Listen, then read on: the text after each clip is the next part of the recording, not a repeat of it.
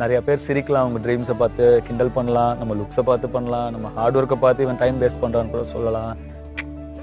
Rajini sir ஒரு ஸ்டேஜில் சொல்லியிருப்பாரு, காது கேட்காத அது ஒரு கதை, அந்த கதையை நான் ஃபுல்லாக சொல்ல முடியாது இப்போ, காது கேட்காத தவளையா இருக்கணும் அப்படின்னு ஒரு ஸ்டேஜில் பேசியிருப்பாரு. ஆமாம், நம்ம அப்படியே யார் பேசுறதும் நம்ம காதில் கேட்கவே கூடாது, நம்ம டார்கெட்டை நோக்கி போயிட்டே இருக்கணும்.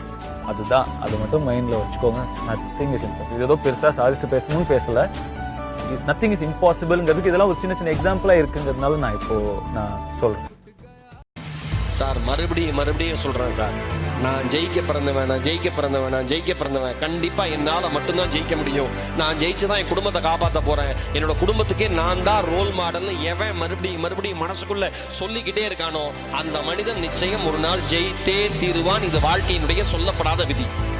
ஒன்று சொல்லவா, நீங்க தொடர்ந்து தோத்துக்கிட்டே இருக்கீங்கன்னு வச்சுங்களேன், நீங்க தொடர்ந்து தோத்துக்கிட்டே இருக்கீங்க சார். 5 முறை டிஎன்பிஎஸ்சி எழுதிட்டேன் சார், இவ்வளவு பேசுறீங்களா சார், 5 முறை நீங்க எழுதி பாருங்க சார், அப்ப தெரியும் சார் உங்களுக்கு அந்த வேதனை. அப்படி நீங்க மனசுக்குள்ள சொல்லலாம் சார், 3 முறை நான் நாய்படாத பாடுபட்டிருக்கேன் சார், அவ்வளவு ப்ரிப்பேர் பண்ணிருக்கேன் சார், ஆனா ஏதோ ஒரு விஷயத்துல சலிக்கிடுது சார், என்னால அதை ஓவர் கம் பண்ணி வரவே முடியல சார் அப்படின்னா நீங்க நினைக்கிறீங்களே. ஒரே ஒரு விஷயம் உங்களுக்கு சொல்றேன், எந்த மனிதன் தொடர்ந்து தோற்று கொண்டிருக்கிறானோ அந்த மனிதன் தோல்வியை சந்திக்கவில்லை, வெற்றியை நோக்கி வேகமாக நெருங்கி கொண்டிருக்கிறான் என்ற அர்த்தம் என்பதை மட்டும் மறந்து விடாது.